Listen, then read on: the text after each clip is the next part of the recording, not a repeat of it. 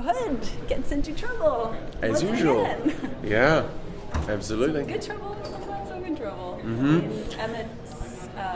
The revenge for Emmett was definitely exciting. Was definitely what? Exciting. Yeah, I mean, it's a great way to open the series. The show has a habit of dropping the audience in mid-story, and the beginning of season 3 is no exception. We start right in the middle of catching up with, I believe his name was Hondo. Yes, Hondo the Nazi, so. yeah. And I think, in terms of what fans want, and as an audience member, I look at that and I say, hey, it's a pretty good way to start, with the execution of the guy who executed one of our beloved characters last season. So, yeah, we start with a hiss and a roar. Yeah, and it looks like Hood is having some influence on his deputy. Yeah, it's almost like a little corner of rust in the otherwise pristine car door that inevitably is going to overtake it. So, yeah, he definitely has a corrupting influence, which in a lot of ways is negative. The line, everything you touch turns to blood, is something that features, and does resonate. But there's a positive to that as well. I think, I've got to be honest, I think it was the best thing that they could do. If they can get away with it, go and take out the neo-Nazi. There's one less moron in the world and one less murderer in the world. So, I think the ledger balancing is not a bad thing to influence people with. Definitely. And of course, he now decides to rob the Marines, because why not? Well, if you see a big pile of cash just sitting in a safe somewhere, what are you going to do? You're going to rob it, right? Of course. Of course, you would. And then if you've got, a military base commander giving you shit, then that adds another level to it. You really want to take it down because of him. So, yeah, it definitely sets up. I mean, that's clearly going to be the heist for the season, and that's a lot of fun. That storyline's a lot of fun. Yeah, and Colonel Stowe, we saw a little What a bit freak. of, but in episode 2, we find out how big of a badass he is too, which Yeah, I mean, he's crazy a little bit. Yeah, he's completely insane. Yeah. By a little bit crazy. Yeah, he's bonkers. I watched a documentary recently that said 1 in 100 people are psychopaths, and there's a lot of them in fun. big business and politics, oddly Yeah. enough, or not oddly enough. And I think he's a psychopath. I think there's a condition that prevents him from having any empathy and any feelings that are normal, and I think he has a guise of superficial charm like a psychopath, and underneath it is a real disconnect from what the rest of humanity feels and have the ability to feel, and I think that makes him a very dangerous person to cross paths with. So inevitably, we're going to lock horns. Of course. Can you tease anything about the encounter, or About the what? the encounter between him and Oh yeah, we Fred? lock horns. I think I just did. Did I? Okay, Yeah. okay. Anything else? No. And of course, to make matters worse, he is involved with Carrie also in some way. Yeah, well, I think that that's a complicating factor, particularly when you want to rub the guy. Or it could help him, which It could, but I think the entanglement, for most thieves, traditionally in heist movies, you're not allowed to have any intimate contact with the mark, right? So you've got, unless it's a deliberate, planned thing, and in this case it's not. So that inevitably is going to become a problem as well, and we'll need some resolution one way or the other. But I'm not going to say how it happens, because I'll let it be a surprise. okay, that's good. That's But good. of course, it's a complicating factor. As it always is in Banshee.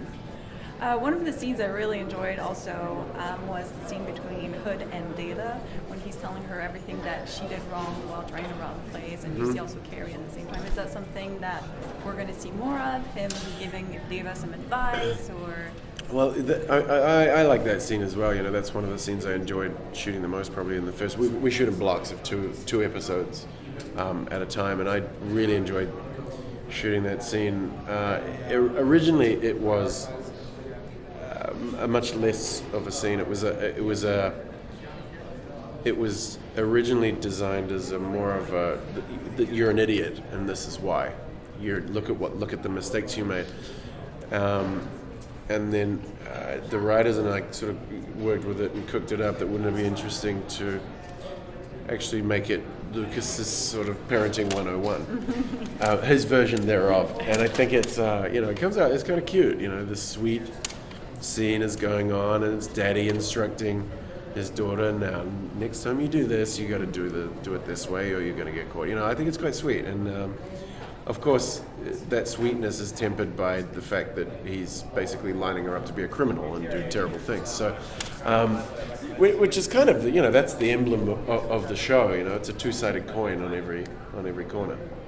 What about Siobhan? Because I think in the trailer there's sort of a hint that maybe she's going to find out something, or maybe something's. Maybe we should what, sorry? She's going to find out something about Hood, or maybe there's something going on there. Can you tease anything about that? Well, or is it... look, what I will say is that this relationship with Siobhan, look, it's the best relationship that Lucas has been in a lot of ways, because there's no one there. I think even the excitement and the danger of being in a relationship with Anna originally in the flashbacks, it was always under threat. There was always the element of being caught, and there was this heightened adrenalized feeling about it. But there isn't any of that in this relationship. Of course, notwithstanding the fact that he's living a complete lie and is a criminal posing as a sheriff, there's that small detail, that small catch. There's always a catch. But I think this is about the most relaxed he can feel in a relationship, and I think that reflects in the way they talk in the first episode over the car about maybe moving in together, and like any good TV show or film or any drama, when you've got something good, what do you got to do? You got to break it. So inevitably there's going to be problems. Do you think Hood has sort of a plan in case he is found out for who he is? No, I think. Is he just kind of like, well, yeah, I think he's a survivalist, and I think he's not a survivalist because of careful planning. I think he survives because of what he has the ability to do in the moment, and I think he's one of those people that performs best under the intense pressure of the moment, and often in a way that is just through sheer tenacity and brutality. I don't think forward planning has always been. I don't think forward planning has been able to overtake his impetuous nature. So, I think he's definitely someone that gets himself in a lot of situations that planning might have otherwise avoided. And if you could talk to Lucas Hood right now, what would you tell him? Probably goodbye. I don't think I want to meet people like him.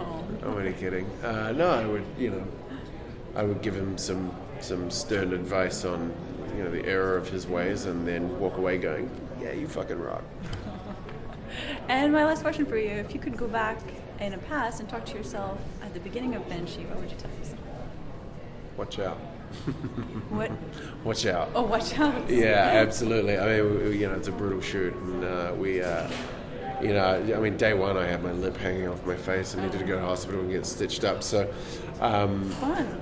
Yeah, I mean, it was. Welcome to Banshee. Yeah, welcome to Banshee. It's that was my baptism of fire on day one. So, no, I didn't quite know what I was in for, taking on an action show that also functioned as a drama. And I tell you what, it's very draining, and you come out the end of it feeling like you've done a tour in Nam. But the great thing is, now that it's out there in the world, we get to see what we've been working on, and it's putting all that energy in and taking all those knocks makes it all the more rewarding.